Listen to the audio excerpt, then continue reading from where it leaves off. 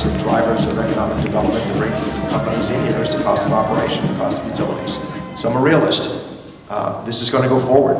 Republicans in recent years have had more success in the South than they had in the Northeast, which is one of the reasons why this type of campaign is a lot more exciting of a prospect to someone like me, because it's a state where Republicans have had less success, and therefore it's going to be a harder fought battle, but definitely more sweet of a victory at the end of the day. I've been at it for about 8 years in a bunch of different states, Virginia, Louisiana, most recently. I'm happy to be here. I think this is an excellent opportunity to really make a difference in a close race. On this 3:30 event, it's is this like a festival that they're having? I think I'm more invested in this campaign than I've been in any campaign recently. Okay, in the Pine Tree Gun Club annual dinner, can you give me some background on that?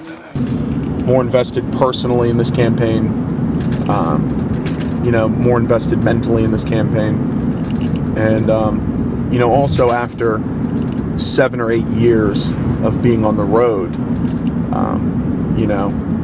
you're looking for a win, a big one, a governor's race that can offer you some kind of stability moving forward. But I would wear a tie because you're running for governor, but I mean, if you wanted to be like khakis in a sport car, I don't mean to over. Why, am I overdressed in this blue suit? No. When you're younger, you're just in it for the thrill of the fight, and the longer you're at it, the more I seek stability, as opposed to adventure. Here's somebody just wrote in an email to me saying, you should hold the candlelight vigil at the State House to mourn the death of the state of Rhode Island. It's not a bad idea. Good morning. We have a plan in place, and we just have to execute that plan, and we think if we do that, it'll maximize our chances. Focus and execution. My job is to handle the press. How are we doing today? How are you handling me? How am I handling you? I'm not used to having the camera in my face. I'm used to deciding who's going to come and put it in Ken's, and I'm usually behind the scenes, so it's interesting. The average corporation is ripping this off. Legislative committee hearings as he possibly can.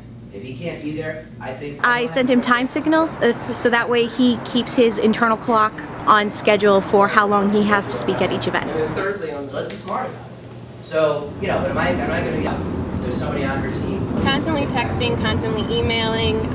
We coordinate with each other to find out who's where, what they've already done, if they've set up, what can expect at the event, and we just tell them, go here, do this, and then we'll move you on to the next thing. Okay, so when you arrive at the plaza, this is what it looks like. When you get there, same setup as before. Great. And Will is going to drive your car into the parking lot, and Christine is going to walk you through. Okay. You're going to be getting there right on time. Okay. It starts right at 10:40. I have it timed for you to be there for 10:35. So I'll get there at 10:30.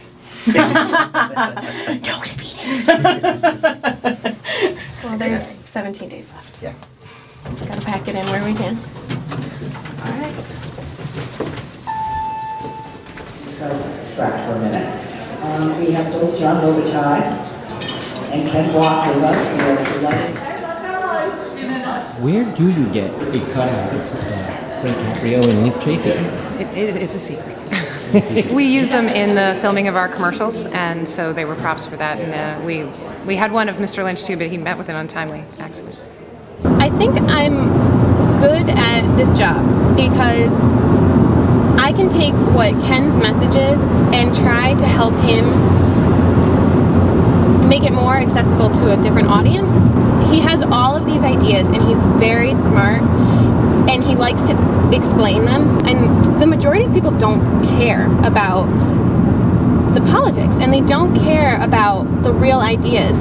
They like sound bites, and Ken is not a soundbite kind of guy, and the solutions for Rhode Island won't come in sound bites.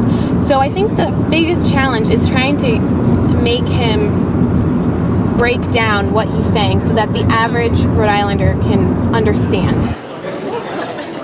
It's a challenge every day, and I think it's really exciting. And it is interesting to see how the staff works because Most people don't know what goes into a political campaign and all the roles people play.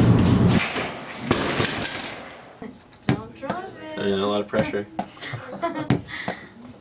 So we call this the bullpen, and it's where Christian and John and I and Stephanie and Jake Paris sometimes do our work, and this is where the sort of creative, a lot of the videos and a lot of the press releases get hatched. So that's what we do. Mike Trainer is our fearless leader, and we are dutiful followers of Mike Trainer. We are trainees. We are trainees. That's true. Good night. Okay. Good night, guys. Good night. Take care. We'll get him in the second half. Should I say more? I got nervous. We have a lot of young people here, a lot of young, full-time, just out of college volunteers, very bright kids, I call them, and we've got some more seasoned people. Oh, and here's our independent candidate for governor, so you get a lot of everything tonight. It is absolutely, I think, a remarkable combination of some very experienced older people and some very bright, talented younger people, and there's not really many people in the middle. We have either the gray hair or the fresh young face. I think one of the things that's very interesting about this campaign is we're an independent campaign. There's no party apparatus or organization behind us, so we're incredibly small. There's probably about 15 people tops, the majority of which are full-time volunteers, incredibly. It's too easy for some of us of our age to become just a bit hardened to the reality of politics, okay? They are here full of optimism, and they haven't been disappointed by the political process yet in many ways. And I find that's a very stimulating environment for me to be in. Thank you, Mayor, very much. It's a great pleasure to join everybody here this evening for some chowder and clam cakes. And the election is in 2 weeks. It's relentless. It is never ending, but he's got a lot of good energy, thankfully, and so we just go from event to event to event, and that's the campaign. I'm going to give you something to think about. It's time. I got one more table. Real quick. The trouble is, there's nothing that gets between him and the voters. He just is a passion for it. So everything going okay? He can shake as many hands as he wants to shake. Thanks for having us. Bye, folks.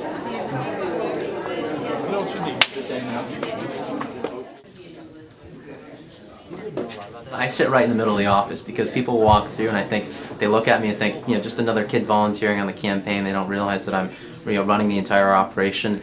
When they do actually figure out that I'm a guy that's running behind the scenes for Frank, they say, where's all the adult supervision here? Come on, baby. How's your father doing? Everybody's doing great. Thank you. Call our office at 401-552-3052 or visit Frank Hackett. Our campaign right now is entirely fueled by young people. I'm 26 years old and I think I'm the senior staffer. Our average age of a staffer on this campaign is 23 years old. I believe that we were running one of the youngest gubernatorial campaign staffs in the entire country at this point in time. Good morning. Good luck. At 26, to put everything on hold because you're working till 1 a.m. in the morning and starting work at 7:30 in the morning, it takes a lot, but it's worth it. You have limited windows of opportunity in life to do things that are going to make a difference. I got to tell you though, in terms of life opportunities, you don't get much of a wilder ride than working on a campaign. I imagine you had some vision of what working on a campaign would be like. Has the experience held up to your vision?